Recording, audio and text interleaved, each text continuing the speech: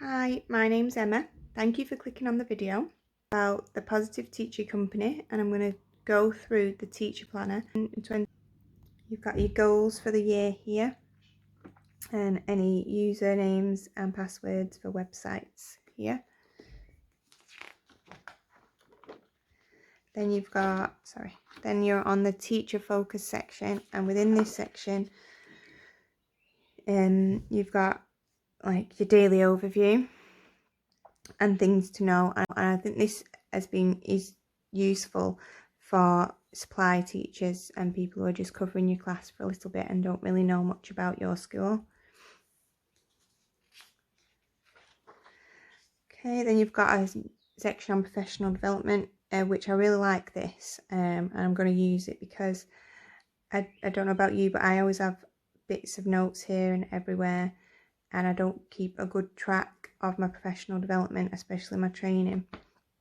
So at my school we do get 3 targets, so I'm going to put my 3 targets there, and then any time I do some training I'm going to keep a record of it here.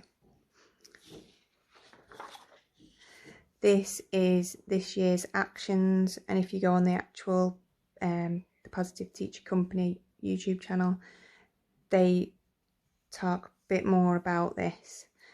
I'm not sure really what I'm going to do with this. I might use it for like over the summer and while I'm setting up my classroom kind of to-do list, but other than that I probably won't use it. Useful finds, so books, apps, websites, social media, podcasts and blogs. And then you've got a weekly wellbeing review, so it goes through all the weeks and all the days of the week, and I think you're just meant to rag it, so red, orange or green. And it's got some habit trackers. I'm not really sure how to use the specific habit trackers and the way these are laid out, so I'm going to see what other people do for inspiration on there. This is a pupil focus page. Again, I didn't really know what that was for, but I've done a bit of research into it, and you're meant to come up with like 10 little like focuses for your class for that year. So one thing might be like encouraging reading for pleasure or something like that, but I'm going to do another video on that in the future. And then you get onto the pupil focus tab, and within here you've got a section for your groups, which I'm going to use it for like my different ability groups in maths, reading, etc. It's got a few pages on that. Then you go to intervention plans, which I really like this idea. So your different interventions, so the outline, what pupils you're focusing on, which staff are going to run it and at what time and how long for, what's the target, so what's the purpose of that intervention, and then after a bit of time doing that intervention, what is the impact, has it worked, has it not. So there's a few pages on that. I'll definitely be using this. Then you've got a pupil focus, and it's got your name, target for development and actions, and I like this. What I'm going to use it for is I'm literally going to write every single person's name who's in my class, and I'm going to like have like a general overview of them written down.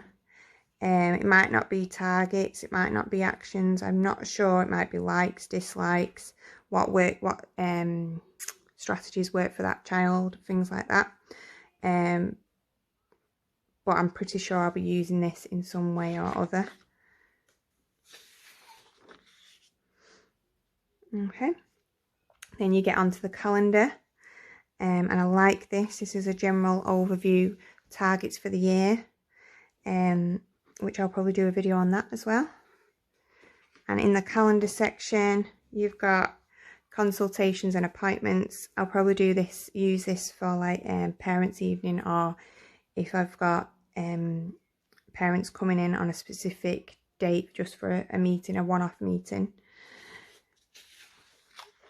Then you've got important dates, which I'm going to There is another section on birthdays, but I might still put birthdays in here. I'm not sure yet.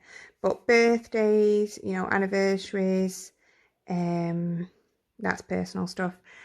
For school, it might be like parents' evening and things like that. Any dates that are like a long term, you just want a general overview, I'll put in here. Then it goes into the monthly calendars,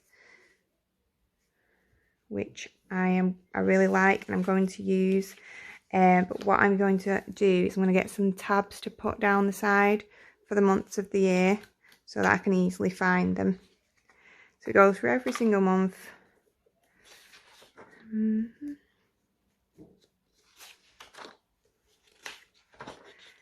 Oh yeah, and then there is a section on birthdays, and I probably will split each box in half and have personal birthdays and then birthdays from my classroom. Okay, something I like to do in my classroom is have birthday books.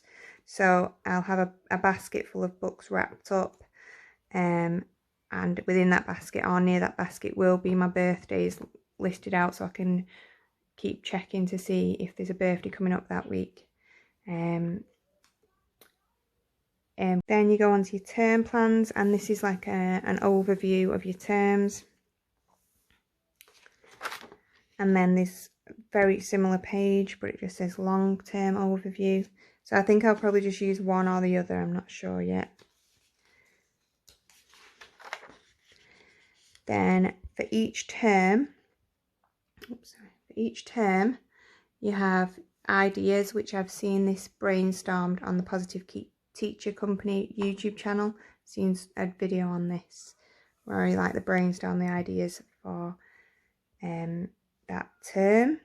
And you've got resources you need, things you need to do, important events this term. That'll be good for keeping track of like parents' evening and assemblies and stuff like that. Reading list, social media ideas are follows. Then you've got your like general medium term plan.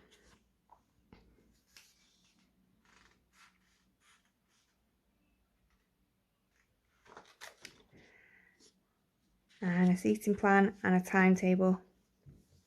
Because your timetable sometimes do, you know, tweak if you've got swimming one half term and not the other.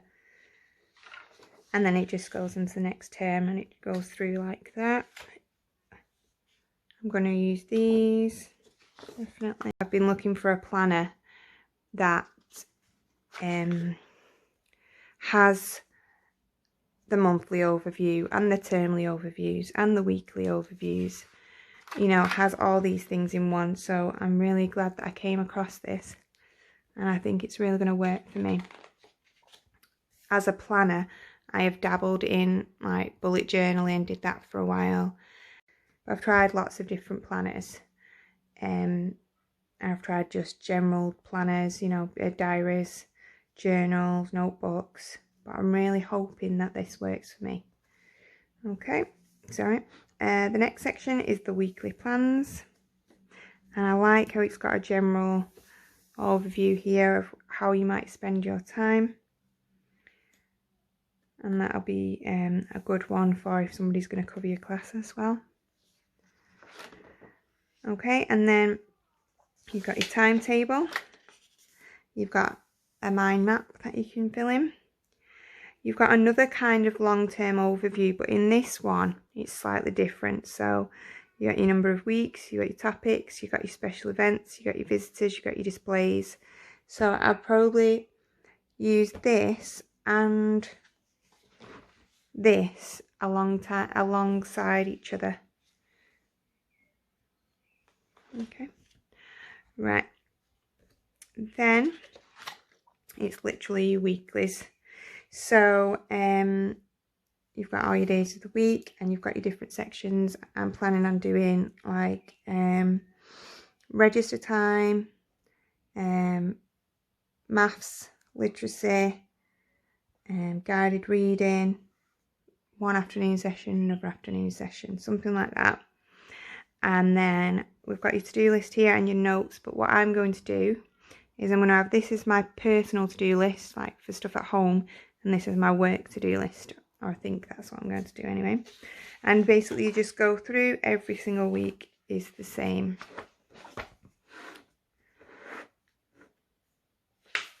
They just have different quotes at the top.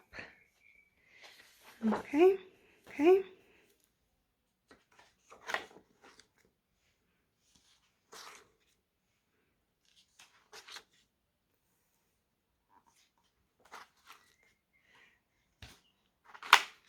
Okay, let me just check.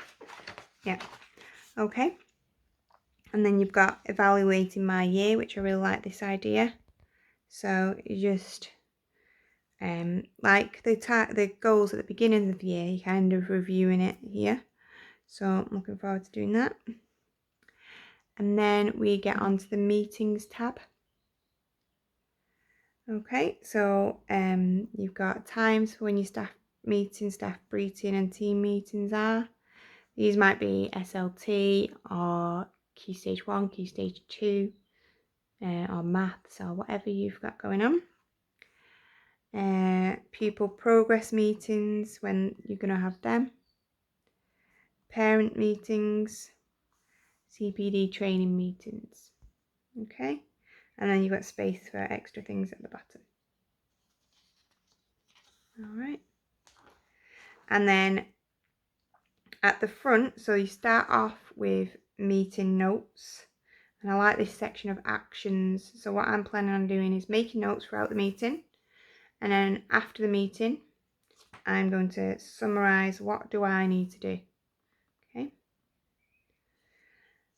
and then near the end of this meeting section you come across, I'll get there, come across briefing notes. So my school, we do have a briefing every Friday, so I'll make notes like that here. And what I'm going to do in the meeting section, whenever I have a meeting, I'm going to start from this side of the tab, and then whenever we have a briefing I'm going to work my way through this side. Okay, so I'm not searching for where the briefing starts. And then the last section is assessment records, and it says assessment contents, but they aren't numbered, so you'd have to number the pages yourself. Okay, I'm not even sure I'd keep a contents, but we'll see. And then assessment calendar, so daily assessment, weekly assessments, half-termly assessments, termly assessments, annual assessments, other. So most schools do spelling tests and things like that on a weekly basis.